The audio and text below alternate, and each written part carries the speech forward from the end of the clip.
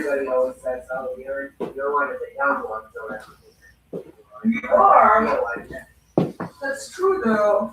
You know, one of the old. I think it's a blessing to be able to say we're old. Oh, that's true. That's true for I sure. guess the other choice. You heard? Is insurance for me. Did you hear what she just said? Yeah. No, there's not. She said actually it's a blessing to get old. We're so lucky to still be alive or something like that. It's a blessing to get old because you're still alive. That's what she just said. You don't subscribe to that? I do not subscribe to that. Nah. No. Too many things. I mean, I don't know about you, but you do get moments when you get really tired of all the mess. Yes. You know, when I retired, I thought, good, I won't have any problems or anything. They never go away. You always It get doesn't go problems. It away. doesn't go away. You get different kinds of problems. And then your body starts to give out. That's what burns the heck out of me. I'm still glad I got a brain. Yeah, that's the lucky part, is what I say. As long as you have your brain. Yes, I'd be. I had to watch my poor dad deteriorate with Alzheimer for 13 years before he passed away. And I was watching that from a distance because he and my mom were in Morocco alone. And, we complain a lot here, but there are countries where there's nothing planned for seniors who are alone. Because usually it's the families in those societies, families take care of their elderly. Yeah. The old person stays home until they die with a child or with family. And in our case, all the siblings, my 3 siblings and myself, we were all out of the country. And I'm the oldest. And my dad, that's his picture over there when he was young. My dad became ill. And my mom was looking after him, but she wasn't equipped to deal with any of it. It's a lot to deal with. And I was desperately looking for help over there for them, for us to alleviate, because that's a nightmare. Talk about a nightmare, man. Yeah, it was a liberation, poor guy, when he finally passed away for him. It was a relief. And I'm not even gonna get into the circumstances of when my mom passed away before he did. And he was left helpless for 48 hours in the same place in their apartment behind 3 sets of locked door to their bedroom. He stayed there on the ground with her dead body in the bedroom until they got discovered.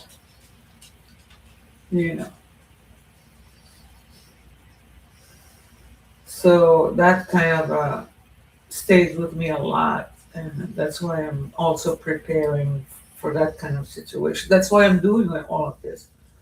The recording, the live streaming, the not putting up with a whole lot from management over here. Like, don't treat me like I'm, they treat people like me who's still relatively together the same way they treat a 90-year-old person who's lost their mind. They give you the same type of consideration. It's weird. Which is very little.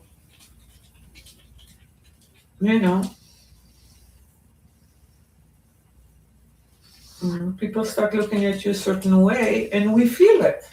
We know this. It's like we know what you're doing. Mm-hmm. When you're talking to me a certain way, I know, like the professionals, I'm talking at the doctor's office, I'm talking administration, I'm talking management here, everybody. If you're an old person, they're gonna look at you a certain way. And they think we don't notice, but we know. Yeah. My wife died of cancer, Oh, God bless. and I looked after her for 7 years. And I did medical procedures on her, which I thought I would never be able to do, but I did it. You know, clean out the tubes and all that stuff. And when she had, at times when she had to go to the hospital, Yeah. I would be there practically every day. And I had a friend who was a nurse who would stay at night with her Mm. because we would not let her just be on her own in any hospital. But even in the hospital,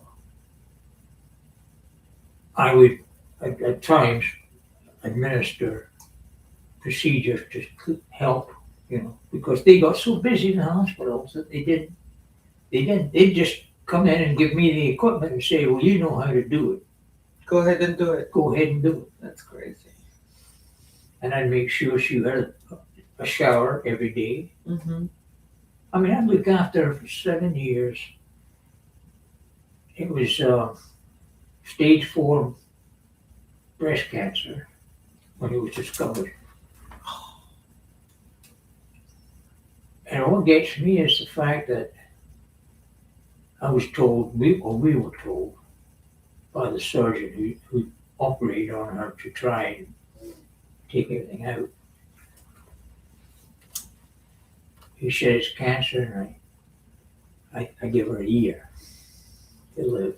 She lasted 7. And she lasted 7. She really wasn't ready to go. And she did not want to die. Oh, she was well taken care of. What was her name? Viola Jane. Violet Jane. Viola Jane, yes. Wow, how British. Was she Scottish also? No, she was an American Oh, American. Okay. from Brooklyn, New York. Oh, wow. But her dad would always say, well, we have Scottish blood in us too. I bet they did, huh? They lived with me the parents lived with me for 20 odd years. Really? Yeah, I had them. I had my 2 kids. We had 2 children, 2 girls. And I had my grandparents come in. I had downstairs apartments. Very cool. Very cool.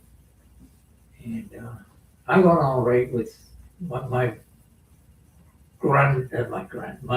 mother-in-law was a wonderful woman. Yeah. Wonderful woman. I mean, her husband and I had moments with each other, which is, I guess, because he didn't like the way I was bringing up my children. Oh no. Too hard on them. Oh no. Oh, yeah. I mean, You can't tell a parent what to do with their kids. Are you crazy? That's offensive to most parents, right? right. No parent likes to hear that kind of stuff. Absolutely not. I would never dream of telling my daughter or my son what to do with their kids. No, I wouldn't do it. Dream of my daughter, any of my daughters. You couldn't. There's no way. No way. No. All I would say is, what goes around comes around. The around. problems they gave me growing up, said one day you Yeah, you you'll face the go same through it problem. too. That's right. You're going to go through it too. So I'm not going to see too much. No, it's families can be fun and they can have their moments.